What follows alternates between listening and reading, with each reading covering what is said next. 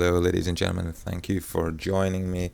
Here we have the last scratch race of the season, the WTRL World Championship Playoffs. This is the scratch race. Next video will be the team time trial. So this is for the top two teams across all of the Cat D divisions, and it is held at the Richmond UCI course. You can see the course profile there. Generally quite flat, and then some big kicks at the end. So you've got Libby Hill is the only one with King of the Mountains points, but there's also one more hill and then another descent, and then just a drag up to the line about 5-6%, and then it levels off on the run to the line. So as I say, this is for all of the top two teams in the different Cat D divisions in the WTRL.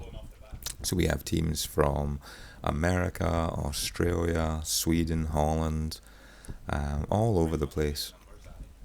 I feel very sorry for the Australians who were getting up at 6 o'clock in the morning. It's a horrible time to have to get up and get ready for a race.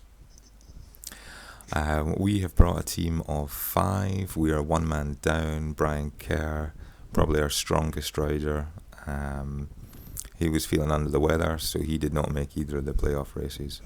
A real shame, because he would have done some serious damage. He won the last time we did the Libby Hill after party, and there would have been high hopes for him going into this. Anyway, 5 seconds to go, and on to the power to get out of the blocks. The usual Zwift start, 600 plus watts.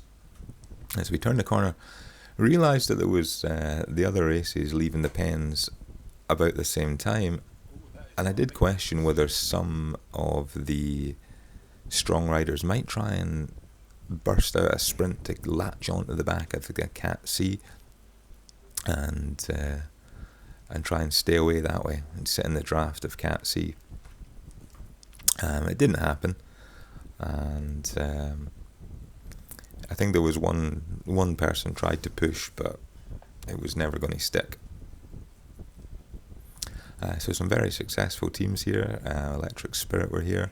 They had won all bar one of the regular season races, and they were going to be a challenge. The Dirt team, the Americans, we got Swedish Swifters are there, Aussie Hump Day Ride, so some very, very strong teams. So you can see the start just starting to settle down.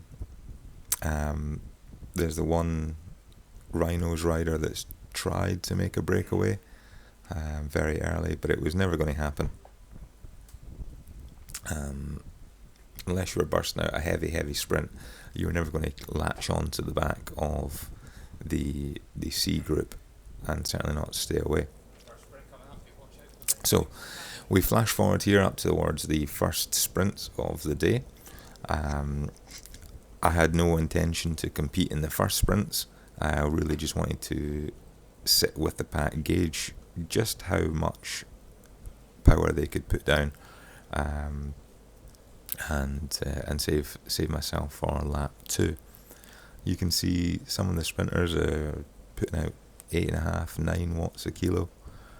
We're just trying to sit in and stay with the pack, because there's a real risk of things breaking up after the sprint.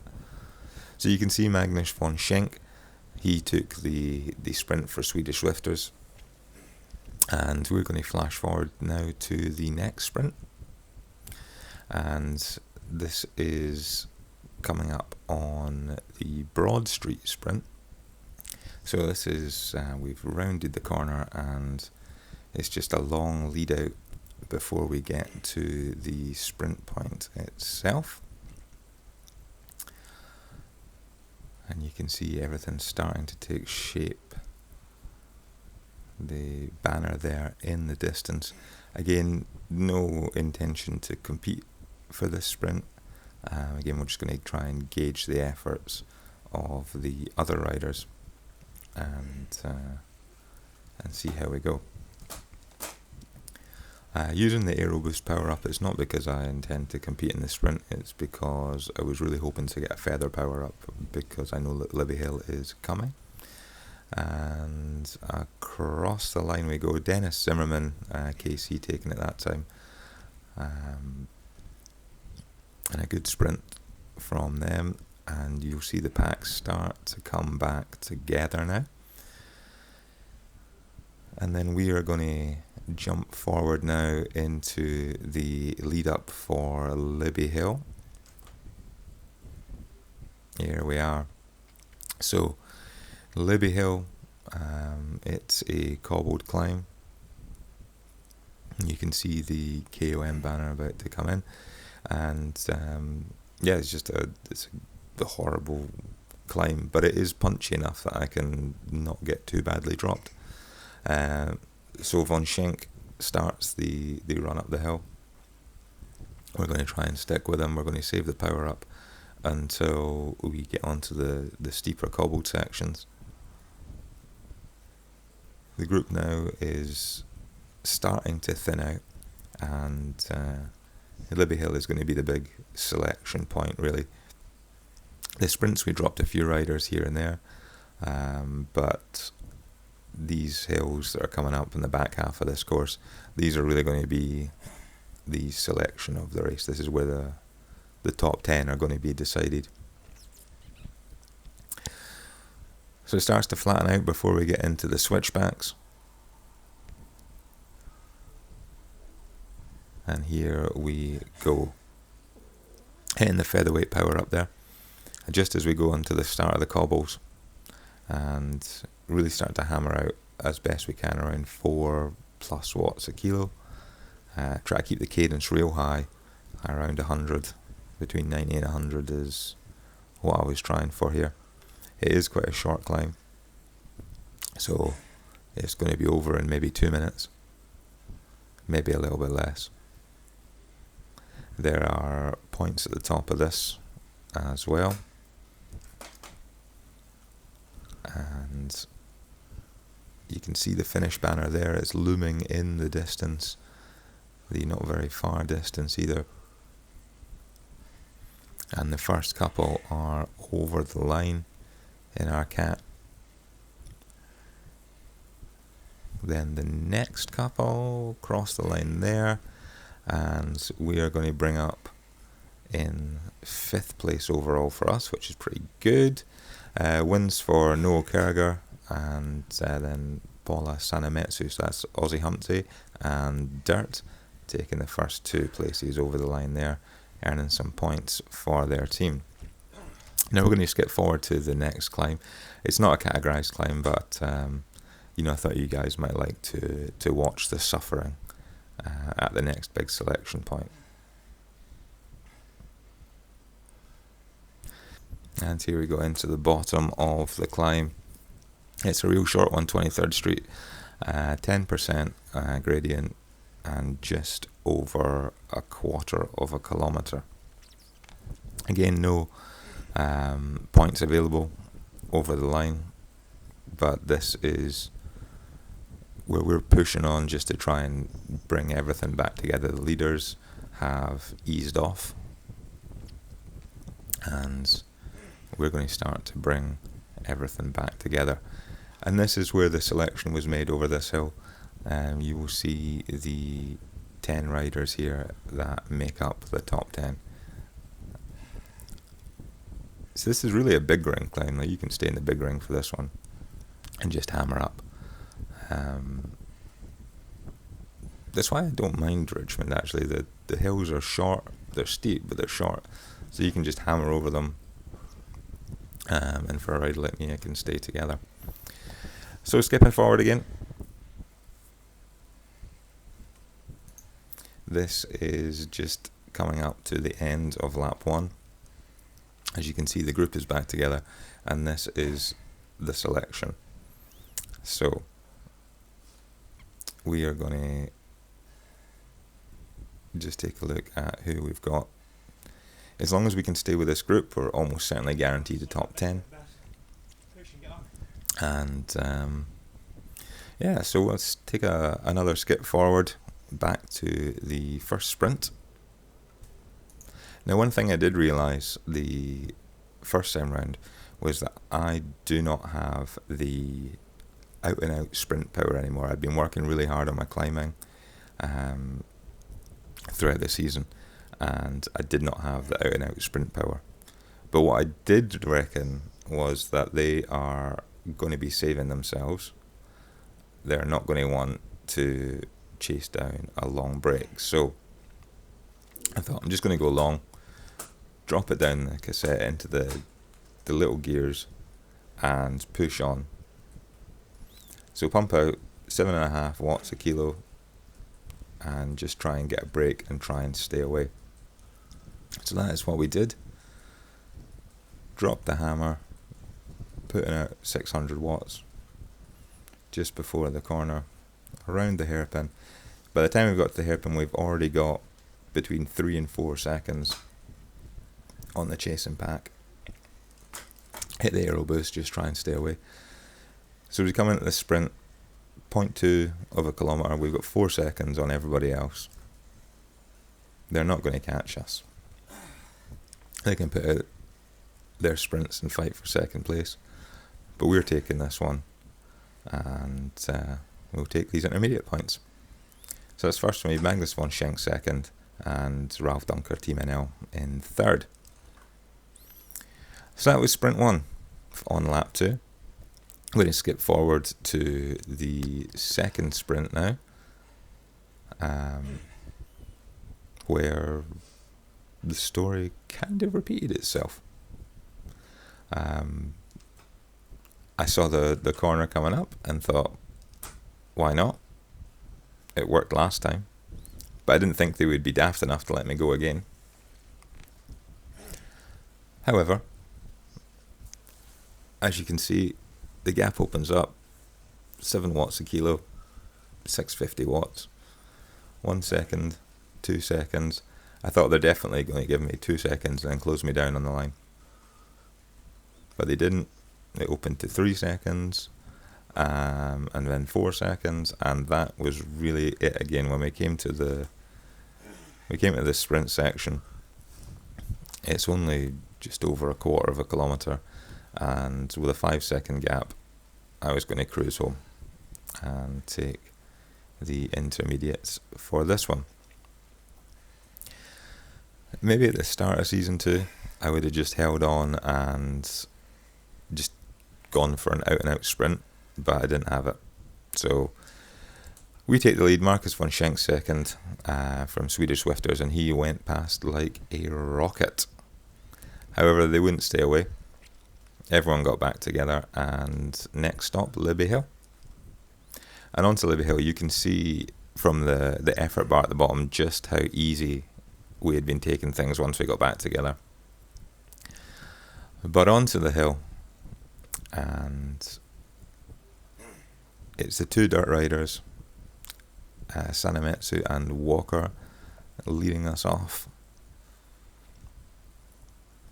Now, I don't have the climbing ability to stay with the best. I can get over and put out a decent sprint, but I was never going to stay with them, certainly on the leading group.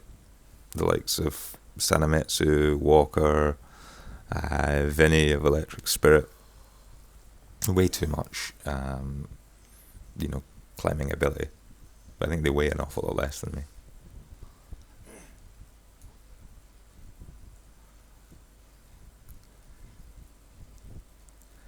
So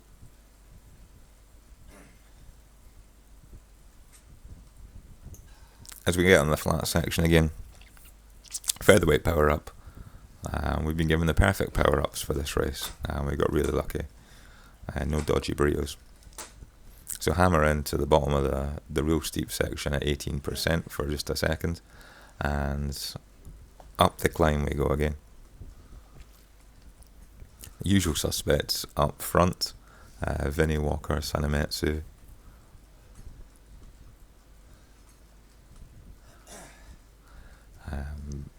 Really glad this is the last time I've had the legs where absolutely broken. We just try to hammer away. A couple of switchbacks to go now as we start to see the finish banner come into view.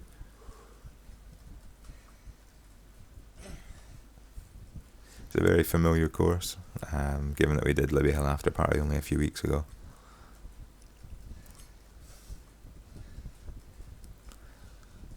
But there's the last switchback. We see a rider in front of us. We're just going to hammer on, try and take that place. And it was Kerriger from Walker and then Vinny over the line there. So consistently you've seen the same sort of names,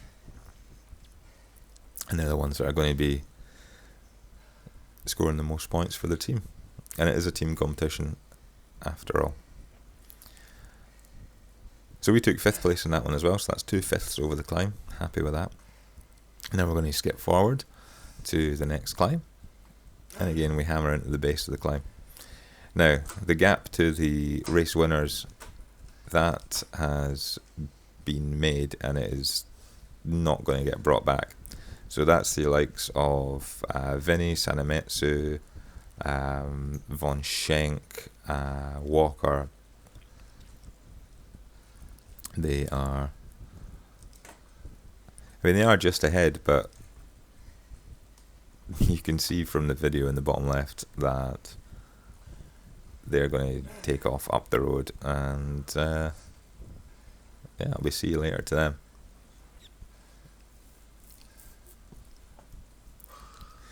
Get rid of that dodgy burrito power up. I'm sure they only put it in this race just to troll people, because it is absolutely useless. But to the top of the hill, over we go.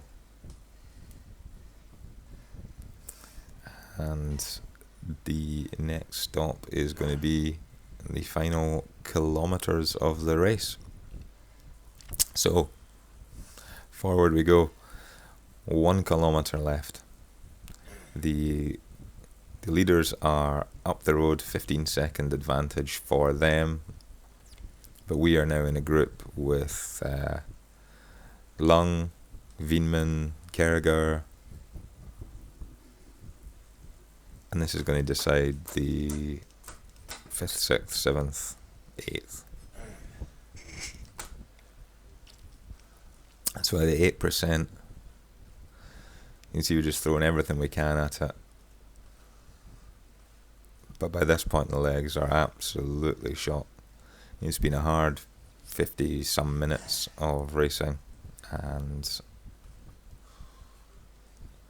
very little left. Very glad to see the last kilometre on screen. I can see that the Canadian Lung is close, but I can't get that gap down. It's sitting about a second or two, and there just doesn't seem to be any way I can bring that back. We come at the last little rise, 6%, 600 metres or so to go.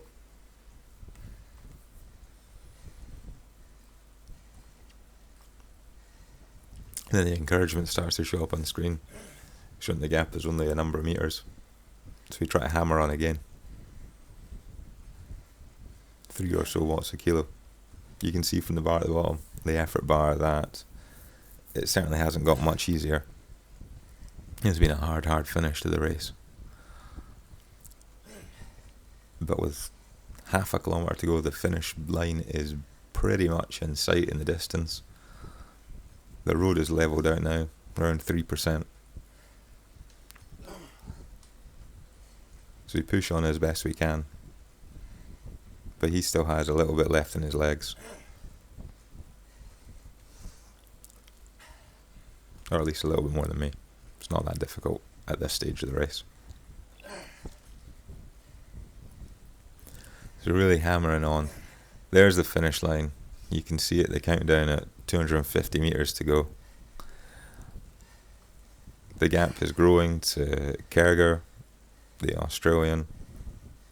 And I'm going to be pretty happy with taking 7th place overall.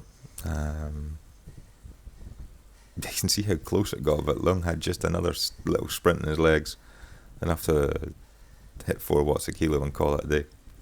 So over the line, the last scratch race is done.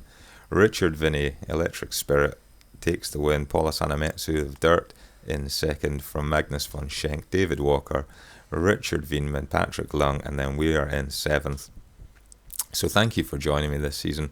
You can see the stats on screen. It gives the Zwift Scotland team 7th place overall, Dirty Dogs taking the win, Swedish Swifters in second. So thank you for joining me, and I will see you for the team time trial.